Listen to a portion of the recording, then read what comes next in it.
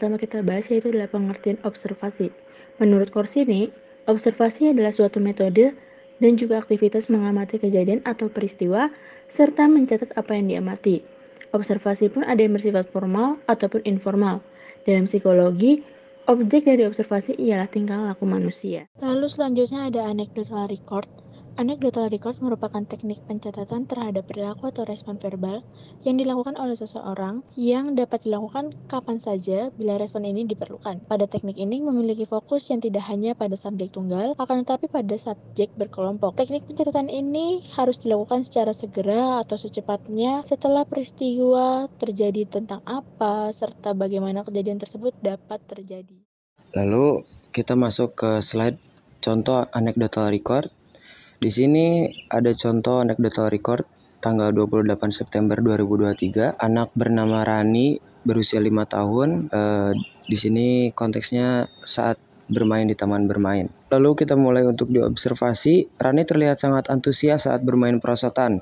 Dia mengajak teman-temannya untuk ikut serta dan menyemangati mereka.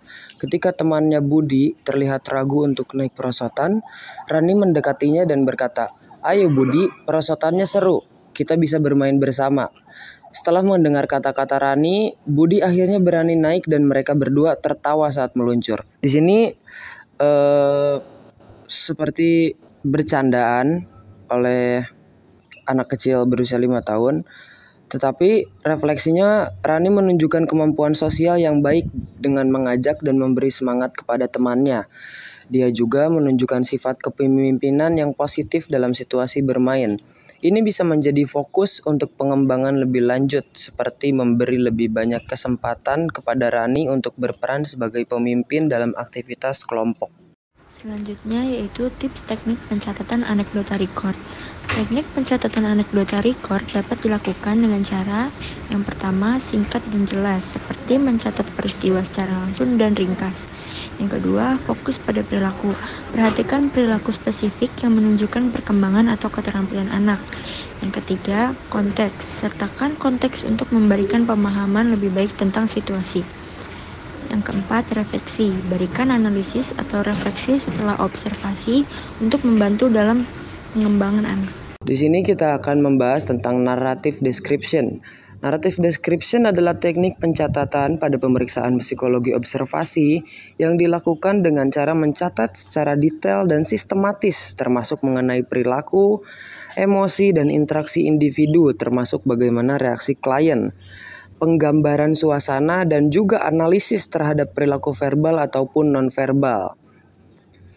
Jadi di sini di narrative description ini akan lebih dibahas lebih lengkap, termasuk juga yang tadi sudah disebutkan, yaitu perilaku, emosi, dan interaksi individu, juga bagaimana reaksi klien, penggambaran suasana, dan analisis terhadap perilaku verbal ataupun nonverbal. Jadi lebih detail. Lalu di sini juga dijelaskan tips teknik pencatatan narrative description.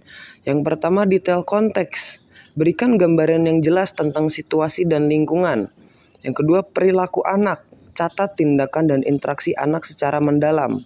Yang ketiga, emosi dan respons. Sertakan perasaan anak dan respons terhadap lingkungan. Yang terakhir, refleksi dan analisis. Akhiri dengan pemikiran atau analisis tentang perkembangan anak. Jadi secara garis besar, narrative description ini memiliki catatan yang lebih detail, lebih luas, dan lebih mencakup keseluruhan sampai detail-detail kecil yang tadi sudah disebutkan seperti perilaku, emosi, dan lainnya. Tidak seperti anecdotal record yang menjelaskan secara singkat namun tetap dengan perkembangan dari anak tersebut. Berikut adalah contoh narrative description. Pada tanggal 28 September 2023, nama anak Rani usia 5 tahun, konteks saat bermain di taman bermain. Hari ini, Rani dan teman-temannya bermain di taman bermain setelah jam pelajaran. Rani tampak sangat bersemangat ketika melihat perosotan yang tinggi. Dia berlari menuju perosotan dan mulai memanjat tangga dengan penuh percaya diri. Setelah mencapai puncak, dia meluncur dengan cepat sambil tertawa ceria. Saat berada di bawah, Rani melihat teman-temannya Budi yang terlihat ragu untuk ikut serta. Rani tidak langsung pergi, melainkan menghampiri Budi dan berkata, "Ayo Budi, perosotannya seru, kita bisa bermain bersama." Rani terus memberikan semangat hingga Budi akhirnya berani naik perosotan. Dan yang terakhir, diary description. Diary description merupakan teknik pencatatan yang mencatat aspek psikologi individu anak secara kronologis sehingga dapat diketahui di umur berapa anak tersebut memunculkan kemampuan ataupun keterampilan baru dalam aspek psikologis termasuk dalam aspek motorik, aspek sosial, serta aspek emosi. Berikut beberapa tips teknik pencatatan diary description. Yang pertama, detail harian. Tuliskan peristiwa dan pengalaman sehari-hari dengan detail. Yang kedua, perilaku dan emosi. Fokus pada perilaku dan emosi anak selama aktivitas.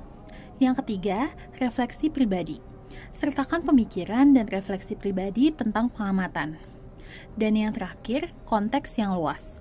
Berikan konteks yang jelas untuk memahami lingkungan dan interaksi.